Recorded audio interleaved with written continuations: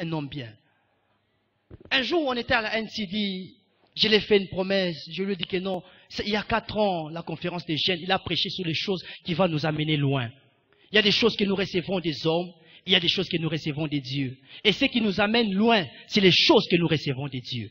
Jésus est parti au ciel avec la robe que Dieu lui a donnée, une robe sans couture.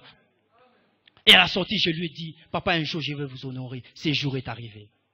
J'aimerais vous faire une promesse devant mon père, devant ma mère, devant ma famille. Les gens peuvent croire que non, aujourd'hui tu présentes Trésor, Trésor va se rebeller, il va se rebeller de toi, c'est faux papa. D'abord le problème de la rébellion, c'est un problème d'abord d'éducation familiale. Je n'ai jamais vu ma mère se rebeller contre mon père. Comment est-ce que je vais me rebeller contre vous? Du haut de la chair, je vous fais cette promesse. Je ne veux jamais me rebeller contre vous. Je veux rester à vos pieds. Vous êtes un homme de bien. Je n'ai pas peur de le dire. Vous méritez. Je suis à l'honneur. Il n'y a pas seulement moi et vous. Vous êtes à l'honneur à cause de choses que vous avez faites. Il m'a accompagné. C'est un homme de bien, je vous dis. Je ne sais pas comment les présenter. Mais je veux qu'il se tienne debout ensemble avec maman Jolie. Est-ce que toute la salle peut m'aider? Peut m'aider, s'il vous plaît. Aidez-moi seulement à le recevoir. Aidez-moi. Il n'y a pas de père sans fils. Il n'y a pas de fils sans père. Aidez-moi, aidez-moi, aidez-moi, s'il vous plaît. S'il vous plaît, il a mérité. Il a mérité ça, il a mérité. Il a mérité, il a mérité. Il a mérité, il a mérité. Il a mérité. Est-ce que vous pouvez l'encourager? Vous pouvez encore l'encourager. Vous pouvez l'encourager. Merci, merci, merci l'Assemblée. Merci papa. C'est un honneur pour moi, papa, de vous voir pour fils. Je voudrais dire merci à mon père, le révérend pasteur Mitonga Wabondo qui vient à peine d'entrer. Merci papa. Est-ce que vous pouvez vous tenir debout? C'est un papa qui m'a beaucoup encouragé, hein.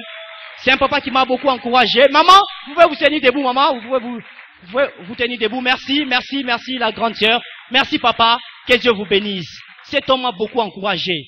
Il m'a dit que notre trésor, mon école est là. Si tu as besoin d'enseigner les gens, viens enseigner à mon école. Ah oui, lui, merci, papa, pour votre présence. Que Dieu vous bénisse. Papa, je peux prêcher.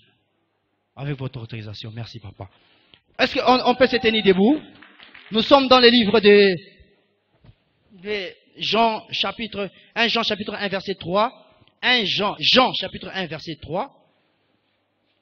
Jean chapitre 1 verset 3. Est-ce qu'on peut lire la parole du Seigneur? Il avait dit, au commencement était la parole, et la parole était avec Dieu. Et la parole était Dieu. Elle était au commencement avec Dieu. Toutes choses ont été faites par elle. Et rien de ce qui a été fait n'a été fait sans elle. Amen. Que Dieu vous bénisse. Alors, loin de moi, j'aimerais vous épargner certains détails sur... Que Dieu vous bénisse. Que Dieu vous bénisse. Que Dieu vous fasse beaucoup de bien. Alors, j'aimerais partager pendant quelques minutes, afin que je cède le micro, sur la parole de l'Éternel. Alors, de l'Ancien Testament, la parole veut dire tabar. Elle est mentionnée plus de 394 fois pour désigner une communication divine adressée aux hommes sous forme de commandements et de prophéties, de paroles d'encouragement. Alors, je ne vais pas rentrer là-dessus. Il y a beaucoup de choses. Dans la nouvelle dispensation, vous vous rendrez compte que la parole vient de 2 mots grecs.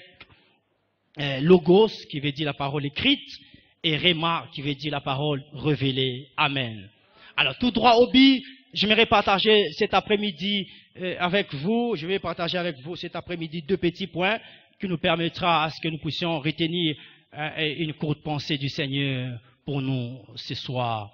C'est que le premier point que j'aimerais développer avec vous, c'est que la parole de Dieu désigne une personne. Waouh! La parole de Dieu désigne une personne. Et cette personne, c'est Jésus-Christ de Nazareth. Jésus-Christ de Nazareth, scandale pour le juif et folie pour le païen. Chaque fois qu'on vous annoncera la parole, comprenez qu'on vous annonce la personne de Jésus-Christ. Chaque fois qu'on vous annoncera, vous recevez le message, l'évangile, comprenez que vous recevez Jésus-Christ de Nazareth.